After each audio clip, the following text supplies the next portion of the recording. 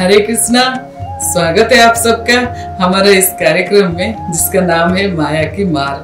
देखिए, माया की मार सबके ऊपर होता है, जीव मात्र के माया की मार का सामना तो करना ही पड़ता है। तो आज बताते हैं आपको भरत महाराज के बारे में। देखिए, जो भरत महाराज है वो भगवान के जो अवतार ऋषभ देव थे, ऋषभ देव के 100 पुत्र थे और उसमें से सबसे जो ज्येष्ठ पुत्र थे वो है भरत महाराज। तो भरत महाराज बहुत ही भावुक और बहुत ही भक्ति वाले इंसान थे और वो आश्रम में रहते हुए धीरे धीरे बहुत ही जल्दी वो पुलह ऋषि के आश्रम में रहते भक्ति करने लगे और बहुत ही जल्दी वो भाव स्तर पर पहुंच गए। जब एक दिन वो गंडकी नदी के किनारे बैठ के ध्यान करने लगे थे, उसी वक्त उनको एक शेर की आवाज सुनाई दी। जब वो शेर का गर्जना सुनाई दिया तो देखने लगे एक हिरन जो भाग के आ रही थी नदी की तरफ और वो बच्चा पैदा करने वाली थी, वो माँ बनने वाली थी।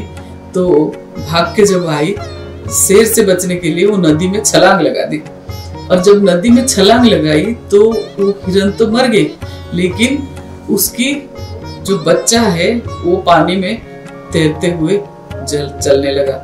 तो उसको देख के, देखे जो भक्त होता है ना, जीव मात्र के दया करता है और वो जो है दया के कारण वो हिरण की बच्चे को बचाए वहां पे और बचा के अपने आश्रम ले गए।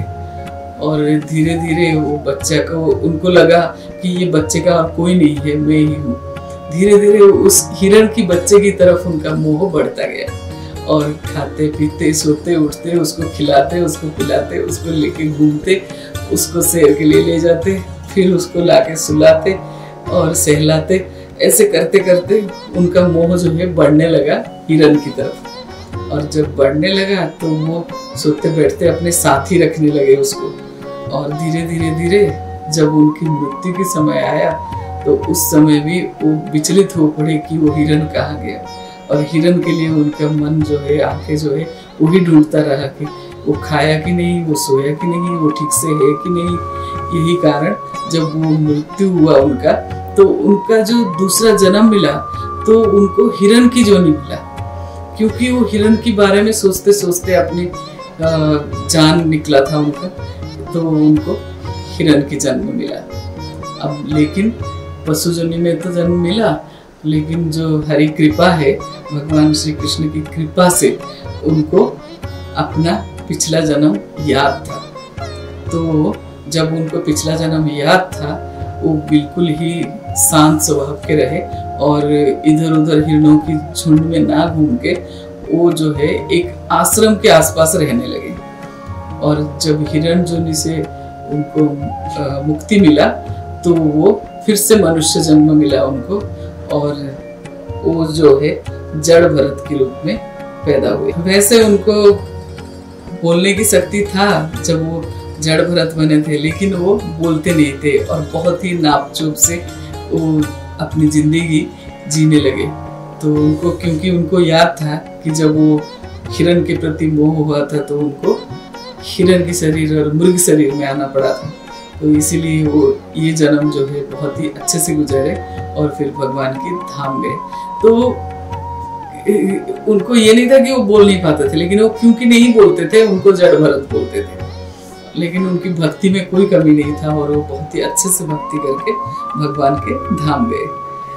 तो क्या है कि जो हिरण के प्रति उनका मोह था वो माया का मार था। देखिए, उनको कोई बताने वाला भी नहीं था उस जगह पे, उनका कोई दोस्त भी नहीं था, कोई सगे संबंधी भी नहीं थे कि उनको बताए कि तुम हिरण की तरफ ज्यादा मोह मत करो और मृत्यु के समय तुम्हें ये परेशानी हो सकता है कि हिरण ज्यादा याद आए, भगवान ज्यादा याद ना आए। तो ये चीज उनको पता ही नहीं था, इसीलिए वो जन्म उनका ऐसे ही चला गया था। लेकिन जब उनको पता चल गया तो वो अच्छे से भगवान की भक्ति करे, दुनिया की बाकी चीजों में ना फंस के। तो देखिए, यही होता है जब हम भगवान की भक्ति करते हैं और माया की मार जो है हमसे दूर ही रहता है। तो इसीलिए हमेशा भगवान का नाम याद रखें, भगवान की तरफ समर्पण करें और अपना जिंदगी जो है ना सफल बनाए। हरे कृष्णा। आपका दिन शुभ हो और मंगलमय हो।